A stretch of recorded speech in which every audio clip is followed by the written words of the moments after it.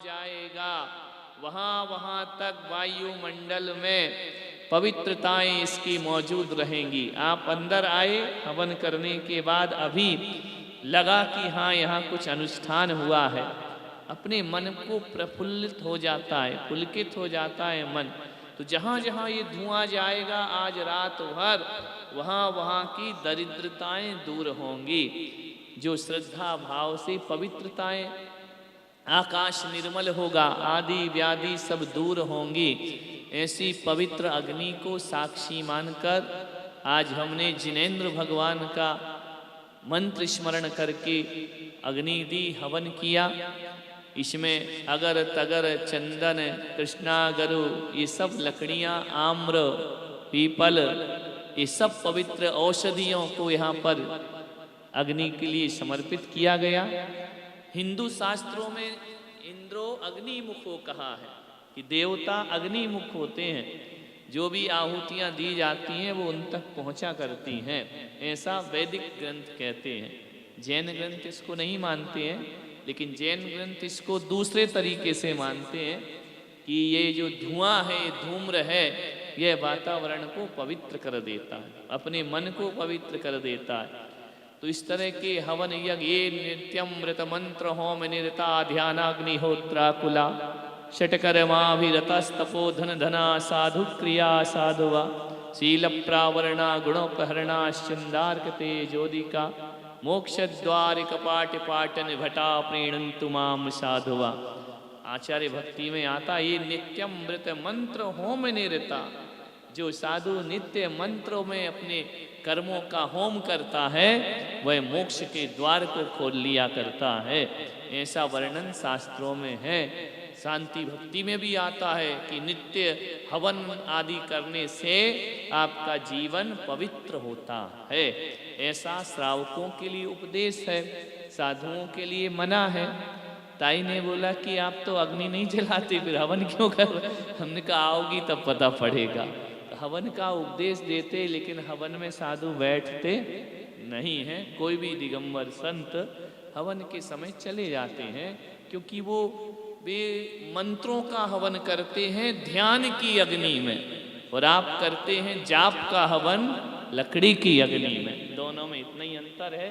तो उन पवित्र भावनाओं से यहाँ पर सभी ने किया है। यह जिनेंद्र भगवान का उपदेश है। सावध्य लेसो बहु पुण्य रासो। आचार्य ने कहा है कि एक बूंद जहर यदि समुद्र में डाल दिया जाए तो उससे समुद्र का कुछ बिगड़ता नहीं है। ऐसे हे श्रावक, तू दिन भर जो पाप करता है, यदि थोड़ी अग्नि जला लेगा तो उससे जो पाप होगा तो ऐसा है जैसे समुद्र में एक बूंद जहर डाला हो। तेरे लिए वह पुण्य का ही कार्य है। यही अग्नि चूल्हे में जलेगी तो पाप में कारण बनेगी, और यही अग्नि जिनेंद्र की भक्ति में जलेगी तो पुण्य का कारण। कहा है कि जो अग्नि है ना, एक इंद्री, इसका भी भाव बदल जाता है। एक इंद्री की पर्याय से ये मनुष्य की पर्याय को धारण कर लेगी भगवान का मंत्र स्वीकार करने से। एक इंद्री का कल्याण कैसे होता है? पेड़ पौधों का कैसे होता है? वो फूल अर्थी की जगह भगवान के चरणों में चढ़ा दिया, पेड़ अपनी पर्याय बदल लिया करता है। जो धूप अग्नि में डाल दी जिनेंद्र के यहाँ, वह एक इंद्री अग्नि भी अपनी पर्याय बदल लेती है। ये पृथ्वी भी अपनी पर्याय बदल लेती। आप कहोगे ऐसा कैसे होगा? इतने से काम में ये मनुष्य बन जाएंगे? हम इतना धर्म कर रहे, हमारा कोई गारंटी नहीं है क्या बनेंगे? बोले इसलिए कि छोटी बच्ची है ना, यदि छोटी बच्ची को बोलो कि एक गिलास पानी लेकर आ जा, और यदि वो जग भर के ले आए तो उसके सामर्थ्य के अनुसार तो बहुत बड़ा काम कर दिया उसने, क्योंकि उसकी उतनी योग्यता नहीं थी। बड़ा आदमी जल भर के लाएगा जग में, उसकी कोई तारीफ नहीं होगी। छोटा बच्चा ले आएगा तो तारीफ होगी। तो एक इंद्री के पास इतना सामर्थ्य नहीं है, इतना भी उसे सानिध्य मिल जाए तो उसकी पर्याय बदल जाया करती है। बड़े ताकत वालों को ज्यादा पुरुषार्थ करना पड़ता है, कम ताकत वालों को कम पुरुषार्थ में ज्यादा फल की प्राप्ति होती है, क्योंकि अग्नि स्वयं तो कुछ कर नहीं सकती है। लेकिन प्रभु नाम का मंत्रोच्चार हो जाए तो उसकी पर्याय चेंज हो जाती है। फूल अपनी पर्याय बदल लेता है, अग्नि बदल। जो जल भगवान का अभिषेक करता है जिनेंद्र के स्पर्श से, उसकी अगली पर्याय मनुष्य की प्राप्त हो जाया करती। ऐसा अपन ने भी पिछले जन्म में कुछ किया होगा, नहीं तो एक इंद्री क्या पुरुषार्थ करेगा पर्याय बदलने का। वह तो असहाय है, वह तो कुछ कर नहीं सकता।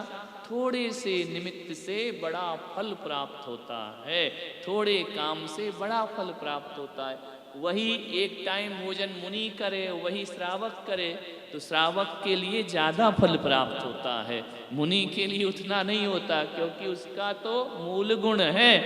तो इन लोगों को जो ज़्यादा उसमें रचे पचे हैं वह थोड़ा धर्म करते हैं तो बड़ा फल उनको। इसलिए तुम्हारी जो थोड़ी अग्नि है ना, ये तुमको पाप नहीं, तुमको पुण्य ही प्रदान करेगी। ऐसा आप सबने यहाँ अभिषेक किया, आज बड़ा आनंद आया। मुझे तो बहुत आया, तुमको आया या नहीं आया? आया ना। और पहली बार यहाँ चतुर्मास हुआ। चतुर्मास अभी लोगों के मुख से सुना जाता था, अब धुआं भी चतुर्मास की प्रभावना कर रहा है चारों तरफ फैल करके कि अब ये भूमि भूमि नहीं रह गई, ये धर्म भूमि हो गई, ये तीर्थ स्थान हो गया है। यहाँ पर जिनेंद्र भगवान की भक्ति आराधना हो रही है। ऐसा सातिशय पुण्य का अर्जन किया है। सभी लोग इसकी भस्म को ले जाएंगे अपनी तिजोरी में, अपने मकान में, अपनी शारीरिक व्याधियों में। इसको लगाइए पवित्र भावनाओं के साथ, तो हमारे कर्मों का क्षय होगा। भावना भवनाशिनी, जैसे भाव होंगे वैसा फल प्राप्त हुआ करता है। सभी के यहाँ कलश आज चले जाएंगे। नॉर्थ ईस्ट में कलश रखना और रोज उसमें थोड़ा थोड़ा कपूर डालते रहना, है ना, और उसको देखते रहना। 7 दिन में डालो, 3 दिन में डालो, और 6 महीने बाद उसको देखो खराब तो नहीं हुआ है। खराब हुआ तो सामग्री पलट दीजिए, दूसरी रख लीजिए, और 108 मंत्र नमोकार का पढ़ के धूप खेते हुए कलश को फिर से शुद्ध कर लीजिए। दूसरी बात, कलश कभी काला नहीं होना चाहिए, नेगेटिव एनर्जी आएगी। इसलिए सबको पैक करके दिया है, हो जाता है उसको निकाल के साफ करके फिर से उसको पॉलिश करा लो और कलश को व्यवस्थित रखो। अच्छे से रखोगे तो फल की प्राप्ति होगी, नहीं रखोगे तो नहीं होगी। कोई भी चीज़, शरीर का कोई अंग यदि उपयोग ना करो तो वो निष्क्रिय हो जाता है, वैसे ही कलश का भी उपयोग नहीं करोगे तो वो निष्क्रिय हो जाएगा, फिर आपको एनर्जी नहीं देगा। इसलिए इनका सदुपयोग करो, नॉर्थ ईस्ट में रखो। पूजा पाठ की जरूरत नहीं है, दीप जला दो, अगरबत्ती, या फिर 9 बार नमोकार मंत्र रोज उसके सामने पढ़ो। शास्त्रों में तो लिखा कि उठते ही साथ पहली दृष्टि कलश पे पड़ना चाहिए, वह मंगल का प्रतीक हुआ करता है, तो पहली दृष्टि उसमें डालिए। समझ आई बातें थोड़ी बहुत? हवन समझ में आया, कलश समझ में आया। आज से चातुर्मास पूर्णतः समापन की ओर हो गया। अष्टानिका के बाद सारे देवी देवता नंदीश्वर द्वीप से वापिस स्वर्ग लोक चले जाते हैं, और अब हम लोग कभी भी कहीं भी कैसे भी विहार करने को स्वतंत्र हैं। लेकिन ये मत बोलो कि हम कर ही देंगे, क्योंकि अभी हम समाज में थोड़ी, हम तो अपने तीर्थ में मौजूद हैं। थोड़ा सा काम है, ये और हो जाएगा, फिर बिहार होगा। वापी का भी श्रीफल है, दमन का भी है, सब जगह के लोग, भिलाड़ का भी है, सब जगह जैसा जैसा अवसर मिलेगा वैसा वैसा करते हुए आगे की ओर बढ़ेंगे। तो अब सभी लोग पूरे आनंद के साथ भगवान की आरती करेंगे, अंतिम आरती इस चातुर्मास की। और हमारे संगीतकार भी आज अंतिम आवाज़ वहाँ इस प्रवास की, है ना, वैसे तो कई बार आना है। तो सभी लोग यहाँ पर आरती करेंगे। दीप प्रज्वलित कर लीजिए और झूम के भक्ति जितना नाच गा सको, क्योंकि अब पर्यूषण भी गए, सब गए, पूरी भक्ति के साथ आरती करेंगे। सब खड़े हो जाइए, बोलिए शांतिनाथ भगवान की।